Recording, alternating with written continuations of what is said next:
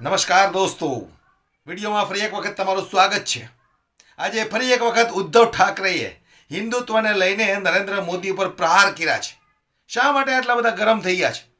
રામ મંદિરની પ્રાણ પ્રતિષ્ઠા પછી જે રીતે ઉદ્ધવ ઠાકરેએ નરેન્દ્ર મોદી પર પ્રહાર કરતા કહ્યું છે કે અમારું ધનુષ્ય બાણ તમે લઈ ગયા છો, પણ અમારી પાસે હજુ પણ મશાલ છે। જો તમારામાં દમ હોય, તાકાત હોય તો એ ધનુષ્ય બાણ લઈને મારી સામે આવી જાઓ। આવા પ્રહારો કરતા કરતા ઉદ્ધવ ઠાકરેએ નરેન્દ્ર મોદીને શું ચેલેન્જ આપી છે, આવો આપણે એમના જ મોઢેથી સાંભળી લઈએ। પણ શા માટે આટલા ગુસ્સા થયા છે એ પણ કારણ વિડીયોની અંદર બરાબર આપણે સાંભળી લઈએ। हमारा जो हिंदुत्व है वो देश से जुड़ा हुआ है, लेकिन इनका जो हिंदुत्व है वो कैसे है कि आपस में लड़ाई लड़ाओ, आपस में झगड़ा कराओ, परिवार में झगड़ा लगाओ, पार्टी में झगड़ा चालू करो और सत्ता हासिल करो। ये क्या नौटंकी चल रही है? कब तक लोगों को उल्लू बनाएंगे? और उनका जो हिंदुत्व है वो हमारा हिंदुत्व नहीं है। और आज बड़े सीना तान कर आ रहे, 56 इंच की छाती। अरे आपकी 56 इंच का जो सीना है उस वक्त कहाँ था? उसको तो पसीना आया था। आज जैसे हमारे कुछ लोग गले में पट्टा बांध कर गए उनके पास, तो ये तो मेरे पिताजी ने कभी सिखाया नहीं किसी की गुलामी करो ना। फौजी था कश्मीर में, वो छुट्टी लेकर घर जा रहा था परिवार को मिलने के लिए। जब आतंकवादियों को पता चला कि ये अभी छुट्टी लेकर अकेला जा रहा है, बीच में उसको किडनैप किया गया, त्याच्या हालहाल केले आणि कुछ दिनों के बाद एकदम छिन्न विछिन्न झालेलं त्याचं शरीर, उसका मृतदेह कहीं पे मिल गया। वो अपना था कि नहीं था जिसने देश के लिए कुर्बानी दी है। अभी मैं अगर कहूं कि हाँ वो मेरा भाई था तो आप बोलेंगे लेकिन आपको नाम पता है क्या है? उसका नाम था औरंगजेब। औरंगजेब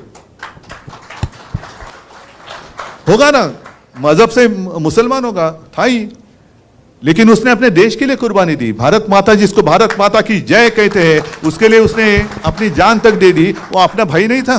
इस देश को अपने मातृभूमि मानने वाला हर कोई वो हमारा भाई है, वो हमारा भाई है। जैसे चुनाव आते हिजाब का मुद्दा आया था, अब कहाँ गया हिजाब का मुद्दा? हाँ, फिर जैसे कुछ आता है तो गौवंश हत्याबंदी का मुद्दा निकालेंगे, कुछ आएगा तो मतलब हिंदुओं को ऐसे महसूस होना चाहिए कि अरे क्या हो रहा है। अच्छा, अगर मैं कांग्रेस के साथ गया तो हिंदुत्व को छोड़ दिया। अभी कल मोगैम्बो ने कहा कि ये मुख्यमंत्री पद के लिए कांग्रेस और राष्ट्रवादी के तलवे चाट रहे थे। तो अभी उन्होंने जो किया है, कौन किसका क्या कौन सा हिस्सा चाट रहे पता नहीं। उन्होंने कुछ भी किया, मैं कांग्रेस के साथ गया तो हिंदुत्व छोड़ दिया। अरे भाई, आप मुफ्ती मोहम्मद के साथ बैठे थे, उस वक्त आपने क्या छोड़ा था? और मैंने तो कल रास्ते पे उतरकर चुनौती दी है, जिन लोगों ने मेरा पार्टी का नाम और धनुष्य बाण छीन लिया है, उनको मैंने चुनौती दी है कि अगर आप मर्द हो, आप में हिम्मत हो है, तो आप मेरा चुराया हुआ धनुष्य बाण लेकर मेरे सामने आइए, मैं मेरी मशाल लेके सामने आता हूं, देखेंगे क्या होता है। मैंने तो भाजपा को छोड़ा है, हिंदुत्व को नहीं छोड़ा है। भाजपा मतलब हिंदुत्व नहीं है, और उनका जो हिंदुत्व है वो हमारा हिंदुत्व नहीं है, वो हमें मंजूर नहीं है। मैं खुलेआम कहता हूं, जो मेरे पिताजी ने मुझे सिखाया वो हिंदुत्व ये नहीं है। और मेरे पिताजी की भाषा में कहें तो राष्ट्रीयत्व है हमसे हिंदुत्व है। हमारा जो हिंदुत्व है वो देश से जुड़ा हुआ है, लेकिन इनका जो हिंदुत्व है वो कैसे है कि आपस में लड़ाई लड़ाओ, आपस में झगड़ा कराओ, परिवार में झगड़ा लगाओ, पार्टी में झगड़ा चालू करो और सत्ता हासिल करो। मुझे तो लोगों के सामने आना है, लोगों के बीच में आना है और पूछना है, बताओ मैंने क्या गलती की है? 2.5 साल में मुख्यमंत्री था, कहां मैंने भेद किया है? आपस में लड़ाई कभी मैंने करवाई है? कभी शिवसेना ने आपस में लड़ाई लगाई है, की है? कभी नहीं। दुख इस बात का होता है कि 92 93 की जो आपने जिक्र किया, तो यही तो मेरे शिवसैनिक हैं। आज अनिल परब है, वायकर है, विनायक जी, ये तो हमारे सैनिक हैं जिन्होंने मुंबई को बचाया था। और आज जो हिंदुत्व की बात कर रहे हैं वो उस वक्त कहां थे? एड्रेस नॉट नोन, कहां गए पता नहीं। और आज बड़े सीना तान कर आ रहे, 56 इंच की छाती। अरे आपकी 56 इंच का जो सीना है उस वक्त कहां था? उसको तो पसीना आया था। आप कहते हैं 56 इंच का सीना, उस वक्त तो पसीना ही पसीना हुआ था। आज जैसे हमारे कुछ लोग गले में पट्टा बांध कर गए उनके पास, तो ये तो मेरे पिताजी ने कभी सिखाया नहीं किसी की गुलामी करो। मेरे पिताजी ने सिखाया अन्याय के साथ लड़ाई करो। मैं तो लड़ने वाले पिता का लड़ने वाला पुत्र हूं। और कभी झूठ बात नहीं करूंगा मैं, झूठी बातें करना मेरे खून में नहीं है। और एक ऐसी गंदी हरकत कर रहे हैं, क्या आपको पसंद है? जो भी चल रहा है आपको पसंद है? क्या ये प्रजातंत्र है? अरे लड़ना है तो मैदान में लड़ो ना। आपको जो कुछ कहना है कहो, हमें जो कुछ कहना है कहेंगे, और जो जनता है वो निर्णय करेगी। वो सबसे ऊपर की अदालत है, बड़ी अदालत है वो जनता, उनको फैसला करने दो। यही तो लोकतंत्र है। लेकिन इनको लोकतंत्र मंजूर नहीं है। सब जो एजेंसीज है वो भेड़ियों की तरह से अपने ऊपर छोड़ते हैं। मैं कुत्ता इसलिए नहीं कहता, कुत्ता मुझे बहुत प्यारा है, कुत्ता ईमानी रहता है, वफादार होता है।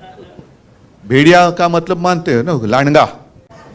वो पहले छोड़ना है, इनकम टैक्स को छोड़ो, इसको छोड़ो, उसको छोड़ो, सबको डराने के बाद मैं सबके साथ अकेला लड़ रहा हूं। अरे अकेला क्या, आपके भेड़िए तो सब पहले आए ना, उनके आधार पर आप लड़ रहे हैं। ये क्या नौटंकी चल रही है? कब तक लोगों को उल्लू बनाएंगे? अरे भाई मेरे ही लोग मुझे घर से बाहर निकाल रहे हैं क्योंकि वो घर पे ही कब्जा करना चाहते हैं। ये घर ही मेरा है, मेरे पिताजी ने उनको सहारा दिया था। ये जो सारे शिवसैनिक बैठे हैं, आज भी लाखों शिवसैनिक है, उन्होंने पसीना और खून बहाकर इनको बड़ा किया। अब वो मालिक बनने जा रहे। और हमारी संस्था भी ऐसी है कि उनको चोर को मालिक बना दिया घर का। ये कौन सा देश है? देश में चल रहा है क्या है? लेकिन आज के दिन पूरे देश में जितने सारे राजनीतिक पार्टियां हैं उनकी आंखें खुलनी चाहिए। आज हम पे बीती है, कल आप पे बीत सकती है, कल आप पे बीत सकती है।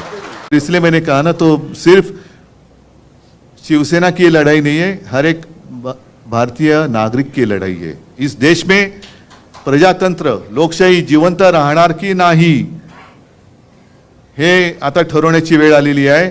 आणि त्याच्यासाठी हम सब एक साथ मिलकर आगे जाएंगे तो किसकी हिम्मत है अपने देश को गुलाम बनाने की? मैं मेरे देश को, मेरी भारत माता को किसका गुलाम नहीं होने दूंगा। बस यही शपथ ले लो और आगे चलो। સાંભળ્યું ને? તો ફરી એક વખત આના પહેલા પણ ઉદ્ધવ ઠાકરે એક વખત નરેન્દ્રભાઈ મોદી પર ગુસ્સે થયા હતા, ભારતીય જનતા પાર્ટી પર ગુસ્સે થયા હતા। આની પાછળનું કારણ શું છે? ત્યારે ઉદ્ધવ ઠાકરેનું કહેવું એવું છે કે અમારું જે હિન્દુત્વ છે એ અસલ ભારત દેશ માટે હિન્દુત્વ છે। તમે લોકો નકલી હિન્દુત્વ છો। તમારું લોકોનું જે હિન્દુત્વ છે એ ફક્ત તમારી પાર્ટીને વોટ લેવા માટેનું હિન્દુત્વ છે। એટલે ઉદ્ધવ ઠાકરેએ પ્રહાર કરતા કરતા ઘણી બધી ખરી ખોટી નરેન્દ્રભાઈને સંભળાવી દીધી। વિડીયો વધુમાં વધુ શેર કરી દેજો, દરેક લોકો સુધી પહોંચે। दुनिया का सबसे बड़ा घोटाला करा कांग्रेस ने। अच्छा, हमको सिखा दिया। कॉन्डम घोटाला। सालों कॉन्डम सही बनाए होते ना तो ये फटते नहीं कौन, ये फटे कॉन्डम की पैदाइश जो अंध वक्त पैदा हो गया ना इस देश के अंदर। कैसी लगी आगे स्वाद है? माननीय कोर्ट न्यायालय कॉन्डम घोटाले का मुकदमा दर्ज करो कांग्रेस के ऊपर। भक्त जनों कैसे हो सालो?